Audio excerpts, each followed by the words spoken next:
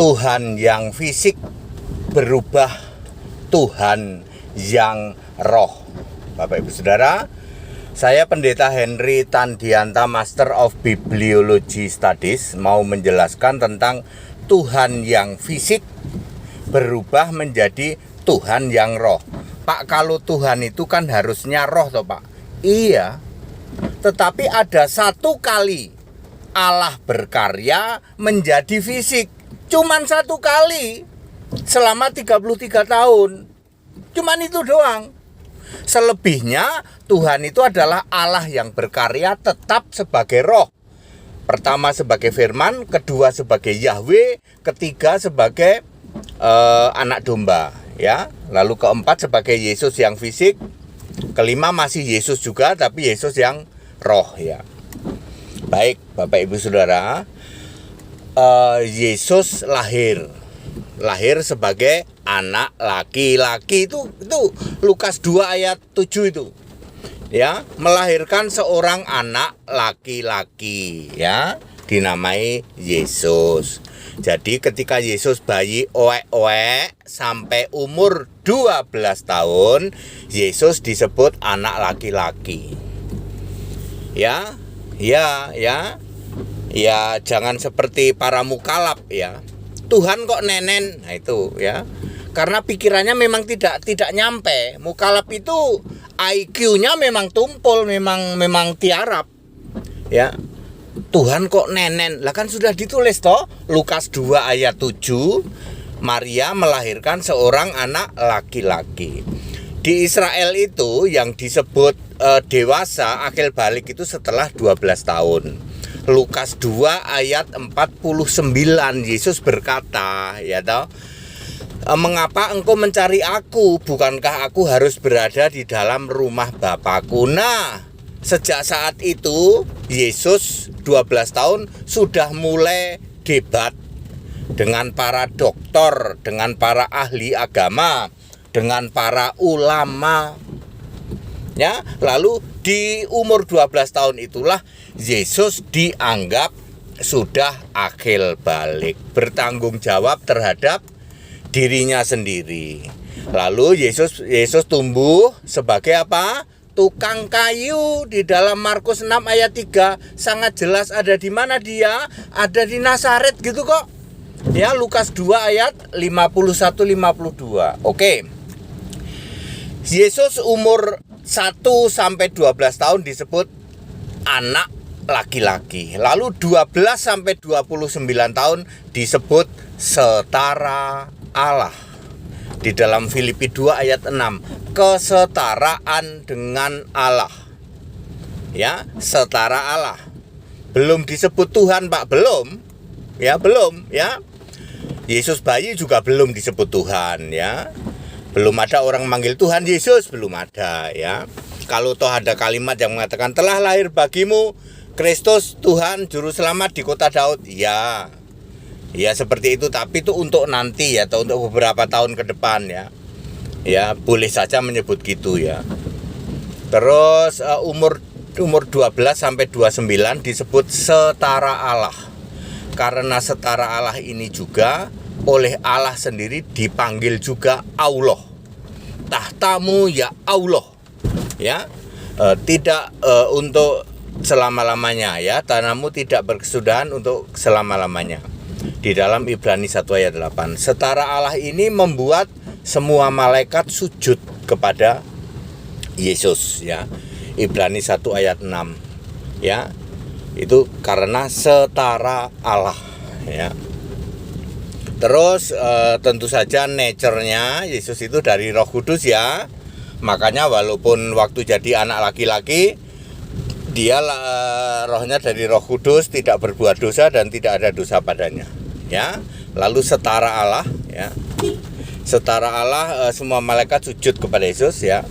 Lalu ini dia umur 30 barulah dia disebut Tuhan ketika dia berkarya. Sebab Tuhan itu Allah yang berkarya. Kali ini Allah berkarya menjadi fisik manusia. Selama berapa tahun Yesus disebut Tuhan yang fisik manusia? Cuman 3 tahun. Saat umur 30 sampai 33, ya. Di situ Yesus sendiri bahkan berkata, "Aku guru dan Tuhan." Yohanes 13 ayat 13 ya.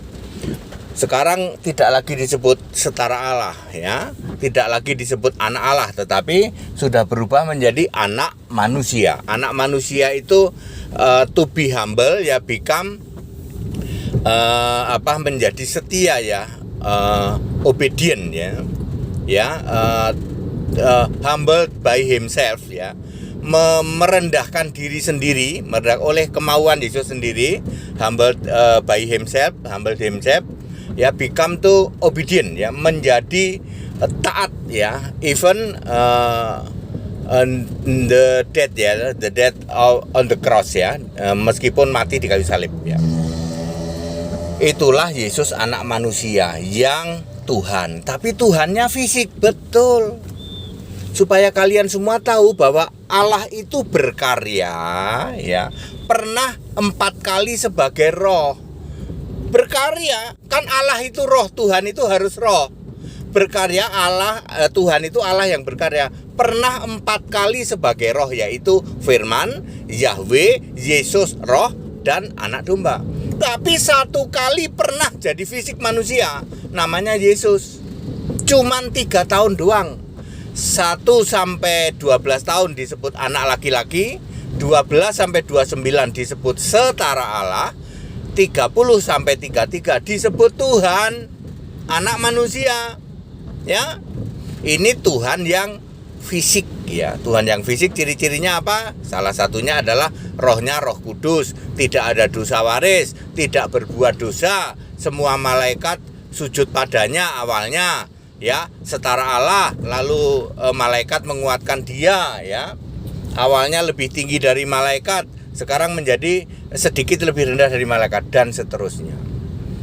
Ya, lalu bisa mati ya, kemudian dagingnya tidak mengalami kebusukan, tidak mengalami kebinasaan, tidak bisa binasa. Kisah berapa ya? Saya agak lupa itu ya. Seperti itu ya.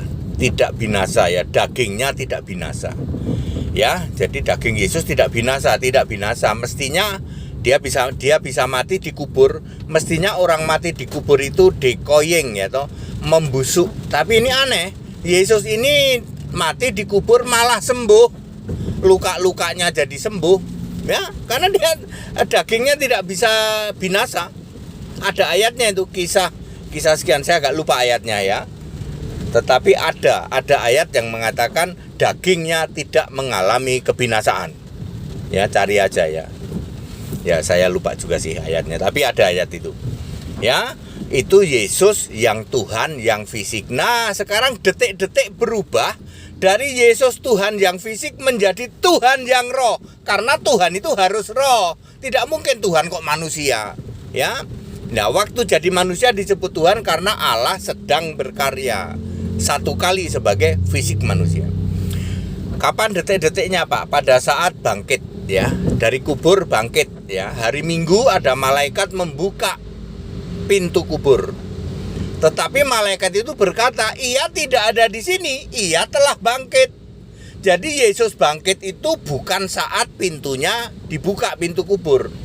Dia sudah bangkit lebih dulu, tepatnya Sabtu malam. Sabtu malam dia sudah bangkit. Makanya malaikat Minggu subuh berkata, "Ia telah bangkit." Ya, tadi malam dia bangkit. Ya, Minggu subuh pintu kubur digulingkan oleh malaikat. Yesusnya sudah tidak ada, lalu malaikat berkata, "Ia telah bangkit." Ya, Yesus bisa bangkit nggak usah lewat pintu, karena dia sudah roh. Ya, bisa nembus dinding itu ya. Ya, itu buktinya dia bisa nembus dinding, dia sudah roh. Kemudian pada saat murid-murid pada berkumpul, Yesus bisa nembus dinding ruangan, pintu terkunci tapi dia bisa nembus. Lalu dia juga bisa bolak-balik surga, bisa menghilang juga, ya. Seperti itu. Ya, itu bukti bahwa Yesus yang bangkit itu sudah Tuhan, sudah Kristus. Kristus itu artinya Mesias, Mesias artinya Allah, dan berarti sudah roh. Yesus Tuhan yang tadinya fisik berubah menjadi Yesus Tuhan yang roh. Sampai hari ini Yesus Tuhan adalah roh. Jadi Yesus itu sebagai Tuhan dan Kristus. Kisah 2 ayat 36. Tuhan adalah roh, 2 Korintus 3 ayat 17. Allah adalah roh, Yohanes 4 ayat 24. Jadi Yesus yang kamu salibkan itu sudah menjadi Tuhan dan Kristus, sudah menjadi roh. Yesus yang fisik disebut Tuhan, ya. Yesus yang roh juga disebut Tuhan, ya.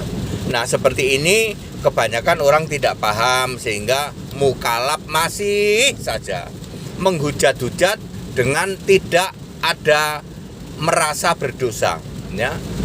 Yesus bayi nenen sama ibunya, Tuhan kok nenen. Layangkan tumpul pikiranmu kan kamu, ya. Tumpul pikiran, IQ tiarap, ya. Pada saat Yesus bayi disebut apa? Anak manusia, anak laki-laki. Lalu setelah dewasa disebut setara Allah. Kerja sendiri, ya toh, jadi tukang kayu. Ya, malaikat sujud pada dia. Ya. Harus menyembah pada Yesus selama 12 sampai 29. Lalu begitu 30, ya, humble himself, ya, become obedient, ya. Jadi setia, ya. Setia kepada rencana dan kehendak Allah, ya. Jadi very clear, ya. Titik balik Yesus Tuhan fisik menjadi Tuhan yang roh, yaitu pada saat bangkit. Sejak saat itu ada waktu 40 hari menampakkan diri, bisa dipegang dan lain sebagainya. Namanya kan menampakkan diri, berarti tadinya tidak nampak, betul. Karena tadinya roh, jadi ya tidak nampak. Baik, begitu ya Bapak Ibu Saudara, ya. Jadi very clear, ya, supaya semua paham, ya. Allah itu berkarya disebut Tuhan. Allah berkarya pernah sebagai firman, pernah sebagai Yahweh, pernah sebagai Yesus roh, dan pernah sebagai anak domba.